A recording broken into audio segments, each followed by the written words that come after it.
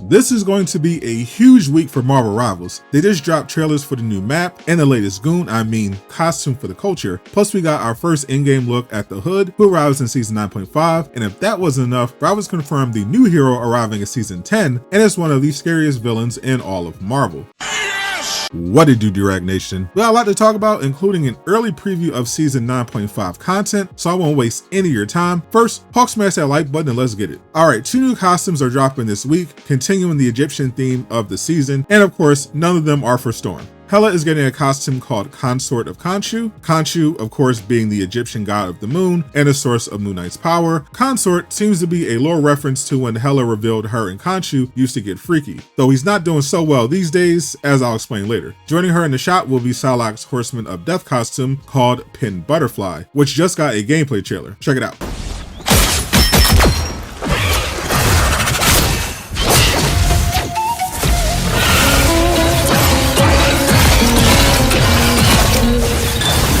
It's only been 5 minutes since Psylocke last got a legendary skin with her cheeks out, so of course Rivals had to rush to give us another one. To be fair though, the Rivals version of her Horseman of Death costume is significantly more safe for work than the comic version. They like to keep it a little classy. Both skins will be available Thursday at 10 p.m. Eastern, and the Psylocke costume pairs perfectly with the Horseman of Death Gambit costume from last week, which both Psy and Gambit got after they both died and were revived while investigating the death of Apocalypse. Speaking of Apocalypse, we just got our first full trailer of the new convoy map, Thebes, which looks absolutely beautiful and has some very cool Easter eggs and lore snuck in. They did an amazing job capturing the scale of Egypt and its pyramids, especially since this is the home base of Apocalypse, back when he was in Sabanor. They even have hieroglyphics on the wall depicting when he first got his powers from the Celestial, whose crashed ship he used to build his base. The map leads to the faith harvesting engine, which in the lore Apocalypse built to steal the literal faith from all the gods and use that power to weaken them and make himself the one true god. But it's currently out of control after an assassin took him out, which is also depicted on the map. The whole Death of Apocalypse was turned into a free event with a detective mystery theme where you had to find out who eliminated Wolverine, Psylocke, and Gambit. Gambit was the final mystery, and it was revealed to be Parker Robbins, aka the Hood. He's the next hero arriving in Marvel Rivals and is voiced by WWE superstar Damian Priest. Solving the mystery also unlocked the Hood's character model, so he's no longer a silhouette in game when you pick his team up, and he did an amazing job on his design.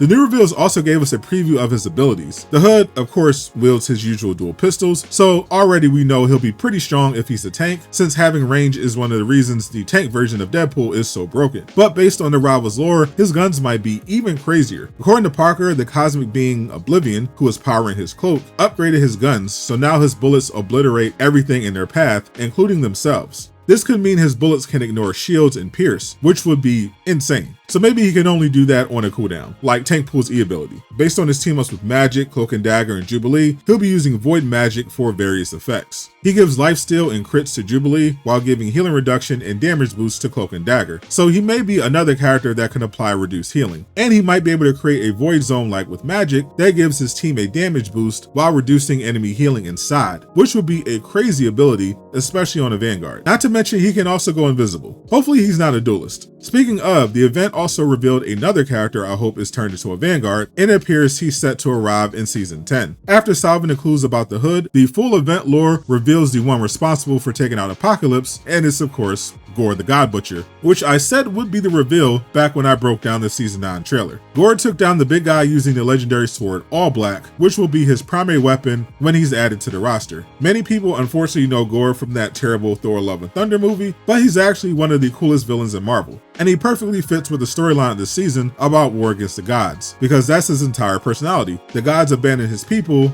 when they needed them the most, driving his quest for revenge. Fortunately, he was chosen by All Black, the sword created by Null, and has been using it in his quest to make all the gods extinct, which I think Robbins is setting up here. The reason Apocalypse can't revive right now is because his sword took his soul. In the lore, and I expect on the convoy map, the heroes are trying to find a way to turn off the faith harvesting engine, which is now out of control without Apocalypse around to use it. The heroes were confused why Gorr would take out Apocalypse when he wasn't a god yet, but it makes sense if his goal was the engine. In the comics, Gorr's plan to eliminate all the gods was to build a literal bomb, a god bomb, that would wipe them out across space and time. Apocalypse already built a device that is weakening every god by taking their energy. This made it easier for him to take out nearly every Egyptian Egyptian god while leaving Khonshu barely alive. He probably wants to let the engine go out of control and do the job for him, so this will cause him to battle the heroes. We'll probably learn more about what to expect from the Gorr update during season 9.5. And we won't have to wait long to learn more about 9.5 either. Robbins is one of 5 Marvel games that will be presenting at San Diego Comic-Con this week, and they have promised some brand new announcements. I actually broke down all the superhero games that will be there and what we can expect from each panel. Click the video on screen to learn more, and if you're watching this on the TV, check it out under my videos playlist. And a huge shout out to everyone supporting me on Patreon. Join for free so you never miss an update.